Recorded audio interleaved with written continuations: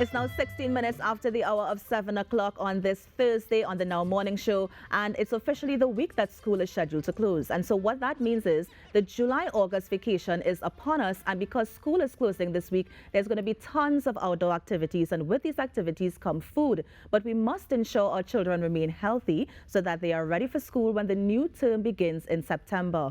And so with me to talk about healthy eating habits is Miss Jessica, who is going to be joining us to talk about how we can ensure that our children eat healthy during this July-August vacation. Good morning. Thank you so much for joining us, Miss Jessica John. Good morning, Kimberly. Good morning. How are you this morning? Doing good, thank you. Nice. So let us jump right in. I mean, we have to ensure that our children stay healthy for the July-August vacation. I mean, how can we, try to find that balance between them having a good July-August vacation, but also ensuring that they maintain healthy eating habits?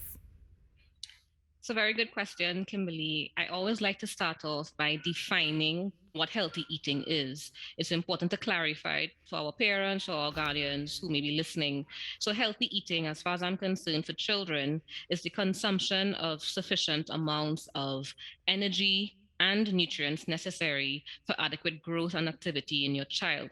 So when we talk about energy, we're talking about the calories that we get from food. And when talking about nutrients, most of us may know this term. We're talking about things like protein and carbohydrates, vitamins, minerals, and all of these things we get from food. So you want to make sure that your child is consuming sufficient energy and nutrients that are necessary for growth and activity. And one of the reasons we emphasize healthy eating in children is because the period of childhood into adolescence is really important. That is where we see the establishment and the introduction and the establishment of food and eating behaviors that are positive or negative. So positive or negative towards optimum health and nutrition status. It's where we see the emergence, if any, of different eating behaviors like picky eaters, or as I call them, children with discerning palates. Or as well, you would also see the introduction or the trends towards the development of malnutrition. And when I say malnutrition, I'm talking about overweight and obesity, but also underweight, all right? And overweight and obesity, it is a problem in our child population in Trinidad and Tobago.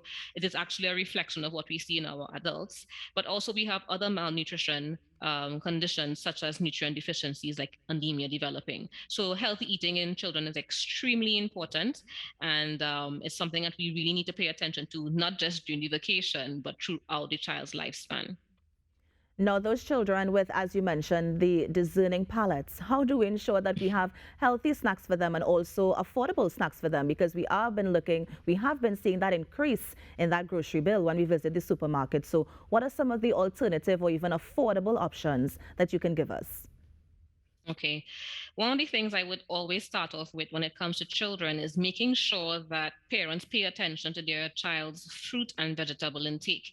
Now, when it comes to especially to the vegetables, you want as much as possible to pay attention to how you prepare and how you present the vegetables. So pay attention to the taste, the texture. Some children don't find certain textures of vegetables, whether it's cooked, etc., very off-putting.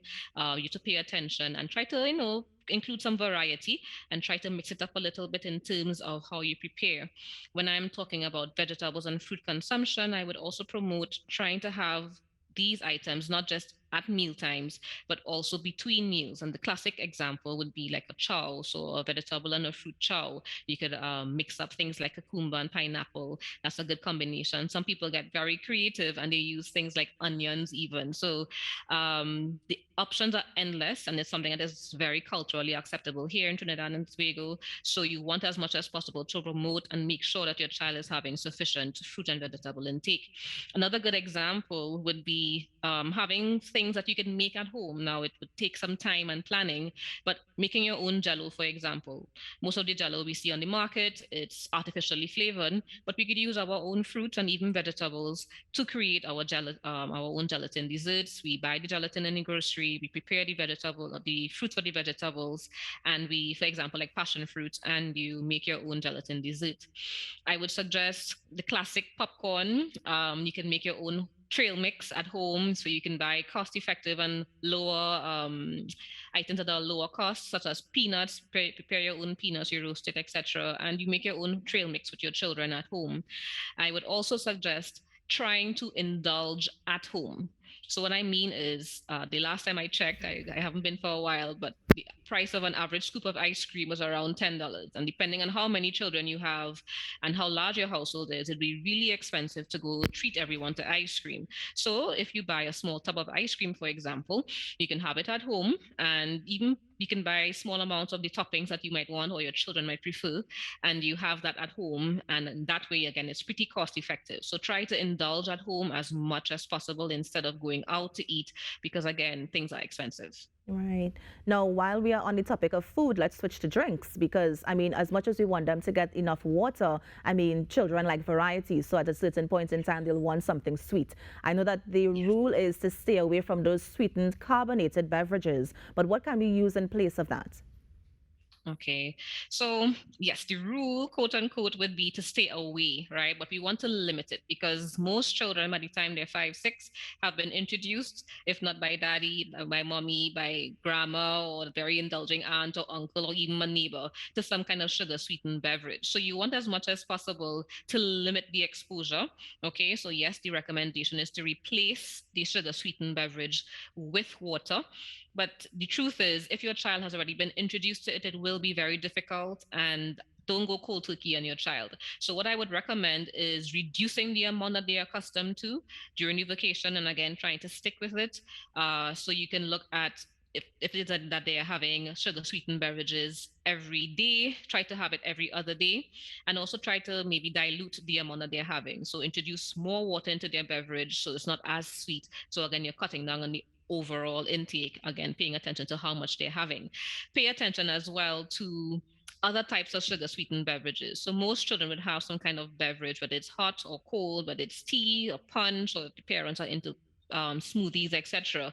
Pay attention to the sugar in these type of beverages as well, because you don't need sugar in your tea. It makes it taste better. The child accepts it, but it's not something that's necessary. So pay attention to your overall sugar intake from your beverages. Right. Now, I'm wondering about the role of parents in this. Yes, the parents, they obviously have to prepare the meals, prepare the drinks, but do they need to take it as far as themselves eating healthy so that their children can see that they're eating healthy and also try to emulate that as well? Definitely, it is a big. That would have been my closing point, but it is a really really big point because parents, to a very large extent, influence the eating habits and the food choices of children. So you definitely, as a parent or as a guardian, want to model as best as possible with your fruit and vegetable intake, with your approach to health in general. You really want to try as much as possible to influence your child positively. Again, children learn what they see. So you want to be that role model for them in making sure that you exercise, making sure that you eat properly, making sure that you prioritize your health. Definitely. I wanted you to expand a bit more on how we can get children to eat their fruits and vegetables because it's so easy to say, you know, we can get them to eat it. And I know that people use all Yeah. type of tricks like, you know, making the plate more colorful and stuff like that. But anything else you can suggest to parents to ensure that they get the adequate nutrients that they need from these fruits and veggies? Yeah, definitely. So again, as I mentioned before, you want to pay attention to your presentation. We all eat with our eyes first, and children especially, they do as well. So you want one to make sure you have a variety of vegetables and fruits available, and a variety in the way that you present it. So try to make sure it's included at all your meals, for example. So breakfast, lunch, and dinner. Make sure it's different ways of presenting. So whether it's cooked, whether it's raw, you want as much as possible to change up the texture. So whether you grate it, whether you slice it, whether you make faces on the plate, whether you allow them to get involved in the process. Try as much as possible to be creative. There are many recipes out there using our local foods. So you want as much as possible to involve the child in the process and be creative and keep offering it. Sometimes it takes repeated offerings of a single food. Some studies show up to 17 times before a child accepts a new food or a food that they may have previously rejected. So it does take some willpower. Yes, some prompting. Now, as Yes. much as we're talking about healthy eating, I know that one of the things you mentioned earlier would have been their weight. All right, and in terms of Mhm. how either they might be either obese or they might be malnourished, and I'm wondering how does physical activity also play a part in this? Is it okay if a parent takes a child, like let's say for example, to run with her on an afternoon or to engage in some sort of physical activity to maintain that weight? Yes, definitely. You really want to show the child that mommy or daddy or whomever is their guardian prioritizes their health. And healthy eating does not just occur in a bubble. It's not just what you put into your mouth. It's a healthy lifestyle that you really have to try and embrace. So, yes, definitely take your children with you when you go exercising, when you go running. Again, you have to pay attention that they are children. They may not go as far as you can or as fast as you can, so you have to make sure and incorporate that into that, in consider that into your regime or whatever you're doing. But definitely please take your children with you when you're going to exercise, when you're going to walk. It's extremely important. It takes them out of the house so they're not bouncing off the walls. It makes sure that they know they strengthen their muscles, because children are still growing. So you want as much as possible to expose them to physical activity as much as possible. Right. And just some of the benefits to eating healthy at an early age. Is it that this is something that's going to help us in the long term? Like if it is we encourage our children to actually adopt these healthy eating habits from now? Yeah, the positive behavior that we mentioned earlier, definitely we want to instill them in childhood, because the things I mentioned earlier, such as the picky eating and maybe the trends towards malnutrition, etc., they have ramifications not just in the present, but also for later on in life. So you would see certain types of conditions developing because of malnutrition in childhood.